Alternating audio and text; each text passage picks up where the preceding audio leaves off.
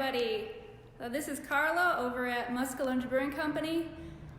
Today is First Friday in the Canton Downtown Arts District, and since people can't come out to celebrate First Friday is coming to you. So as part of our contribution to First Friday this month, we are doing a virtual tour of the Muskellunge Brewing Company Brewhouse in downtown Canton.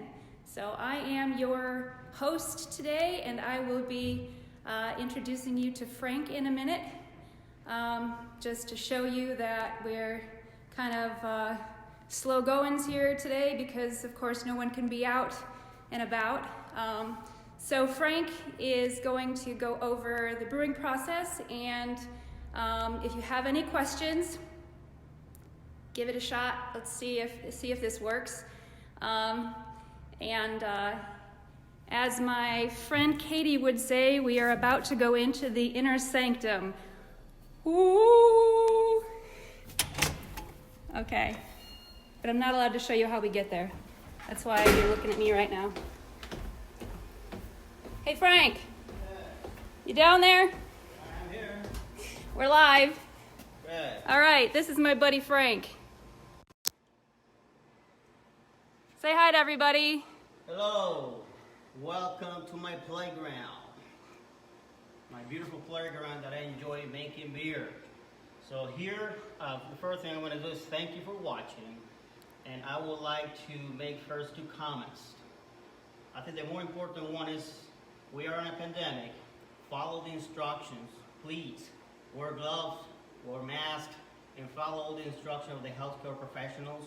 Yeah, just follow the instructions so we all can keep alive and we can go through this together, and then we end up drinking beer, okay, and enjoy our lives.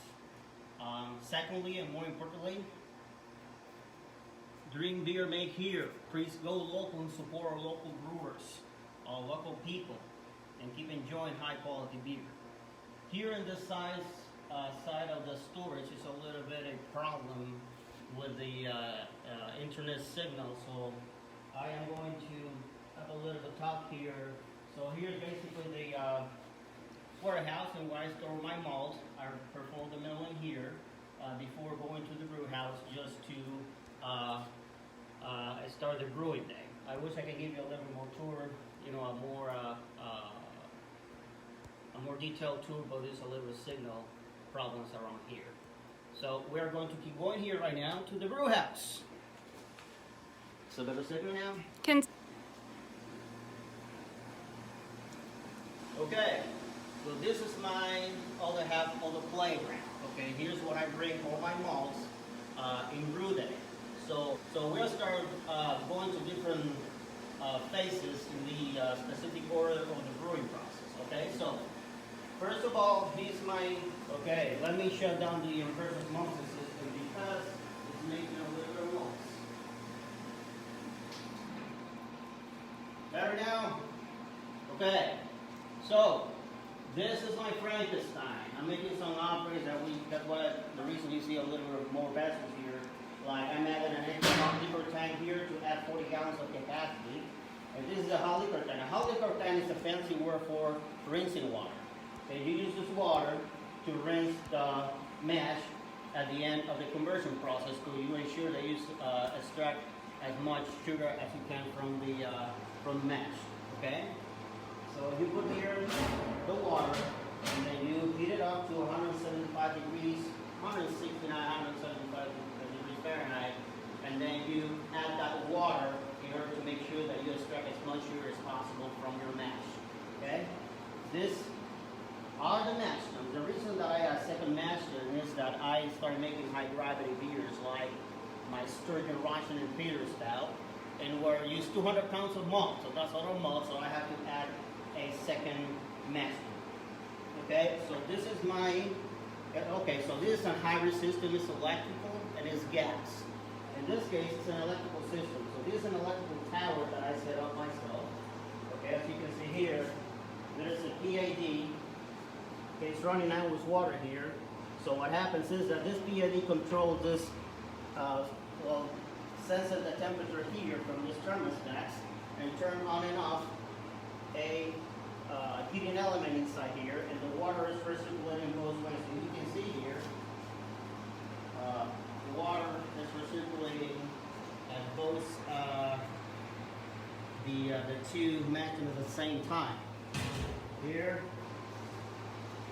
and here.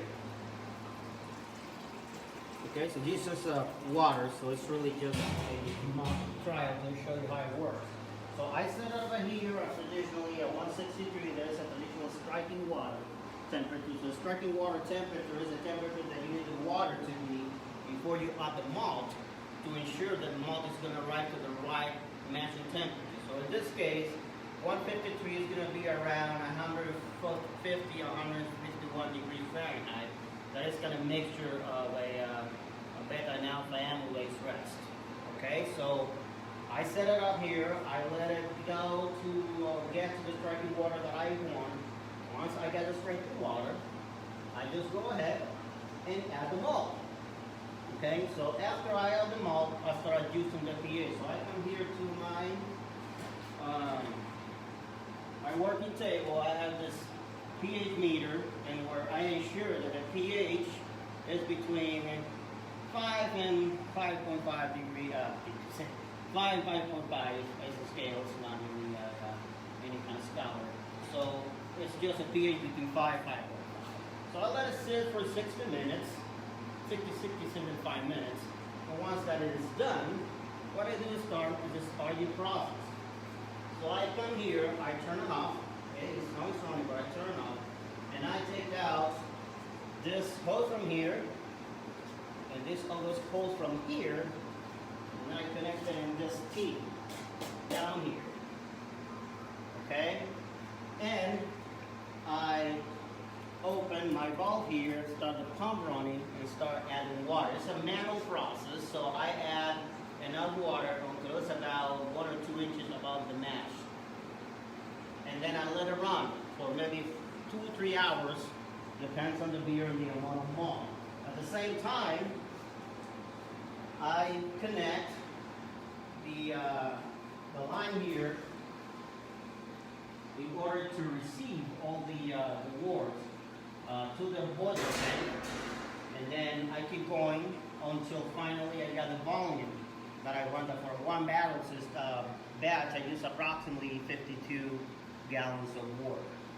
Once the wort is completely transferred, that I have all that I want, I approximately about 20 gallons after circulating the wort in the mash then, and then I start firing up the burner and start basically heating up the wort.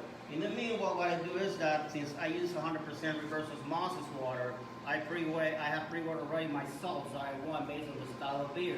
So I add it here, and this point when it's about 20 gallons, I let it go around, make sure it's completely solid. And then again, when I reach about 52 gallons, what I do is that I just stop the sparking process, and then start boiling the wort for about 60 minutes. It depends. The style of beer can be 90, can be 120, but 60 usually is the default amount of boiling that you give to a traditional light beer. So down here I have my transfer pump. Someone's asking if it's SS Brewtech equipment. It is a, 2 vessels SS Brew, well 3 of those are SS Brewtech, and this is made in China. So they have in some place. It's a good vessel though. I have absolutely no rust so far. So yes, I have 3 stainless steel Brewtech vessels, and then I have one that is no brainer, and the one in the corner, I forgot the brand of that one. Concord. I got it for home brewers, so it's a legacy for my home brewing life. So here I have my pump. Where it's in the sign, and where I have this way to recirculate the wort. So I have this shut off. This is shut on it. So it's recirculating back and forth. Okay. While it's heating, that avoids any risk of scorching the sugars in the process of heating up the wort. So once this is done, that it gets to the boiling point, what I do is that I close here.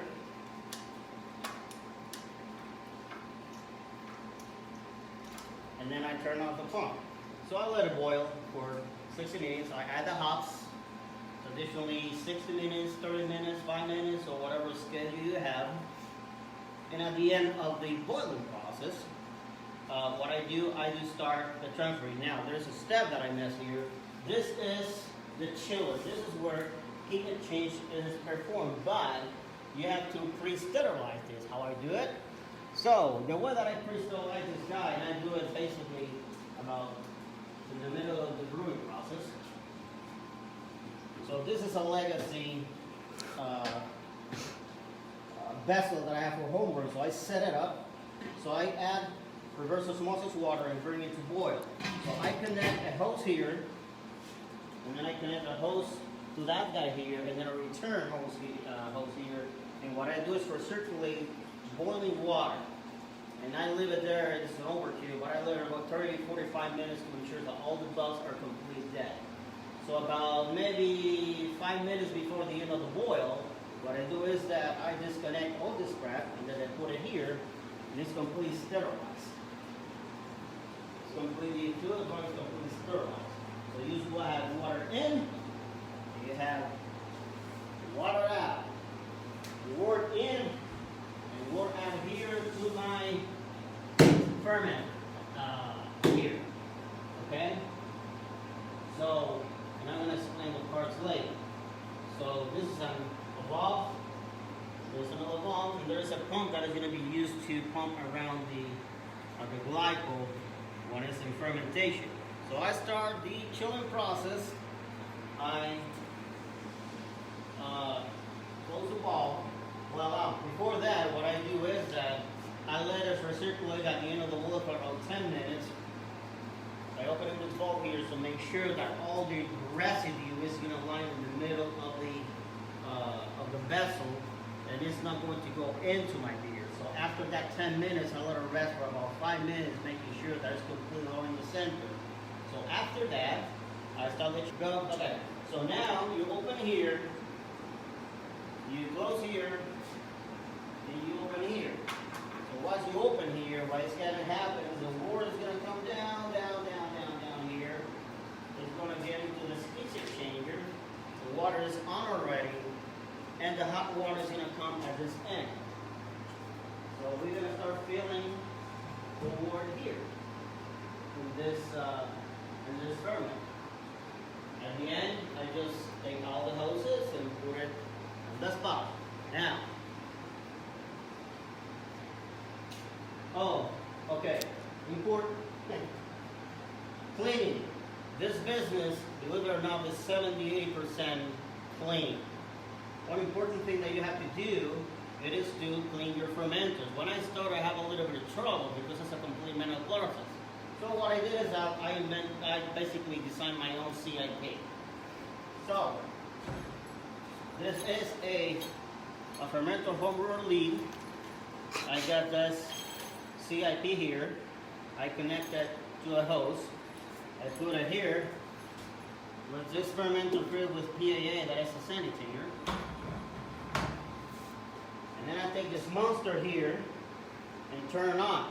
So what is going to happen is that it's going to 20 psi start recirculating PAA, and it's going to completely sanitize my fermenter from the inside out. Okay? So PAA is just 1 minute exposure. I let it run for about 30 minutes, so definitely it's going to kill everything inside there. Okay? And once it's sanitized, and I put it there and fill the beer, and once I fill the wort, I bring it back. So, going back to the parts of this ferment. So this is the way that I control temperature. So this is still a steel coil, custom made. Okay? So it's attached to this lid here. And you have this, it's not a thermostat, it's a way to get down. It's a deep tube, whatever it is. A dip tube, you said? Yeah, the deep. Okay. So, what I do with this dip tube here, I have this temperature controller. And I put this The thermostat. A thermostat. So I put it here, it's gonna roll right down here. So what is gonna happen is that it's gonna detect temperature differentials during the fermentation process. And based on this temperature differential, it's gonna turn on this pump here. On and off, based on the temperature that I set up out there in this controller.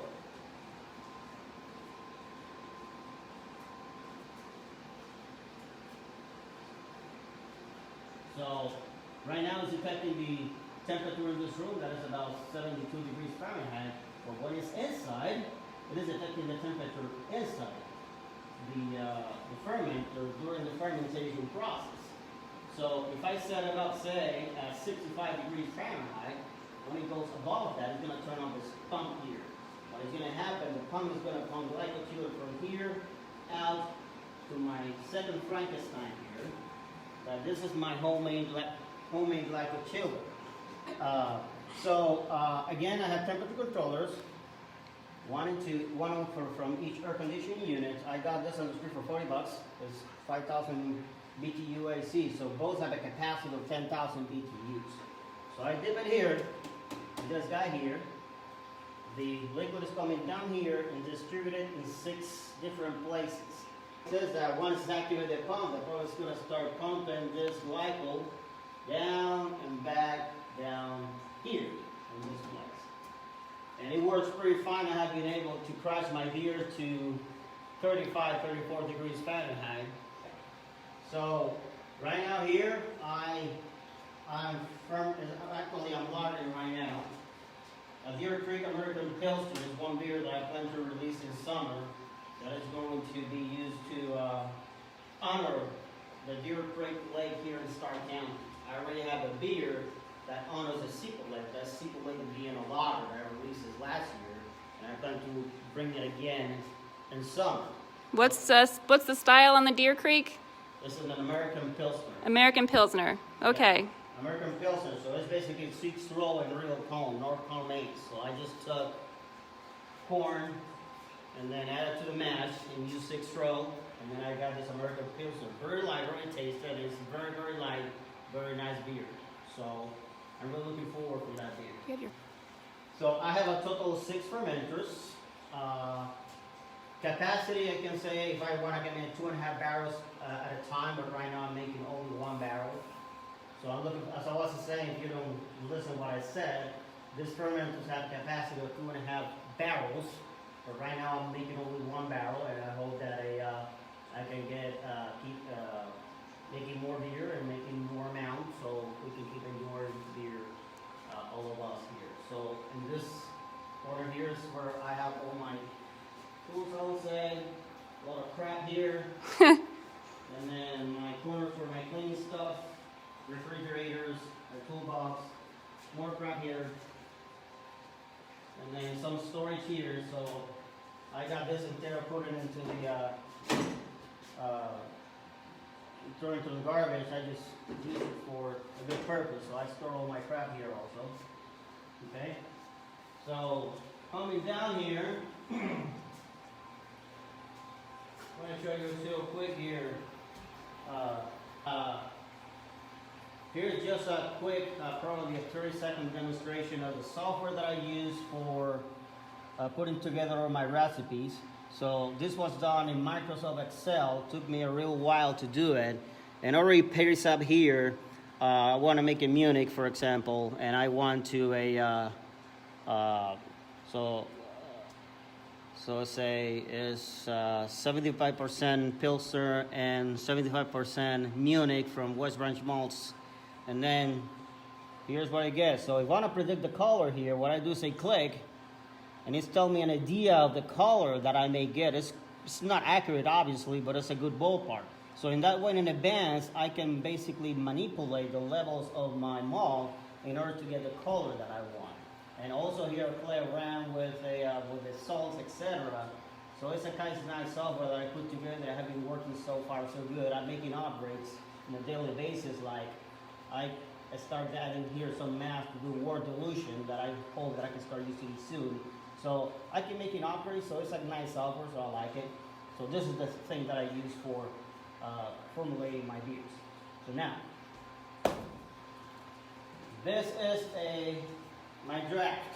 It is a homebrew draft, I will say. So it's a 22 cubic foot refrigerator. This is the glyco chiller for the draft.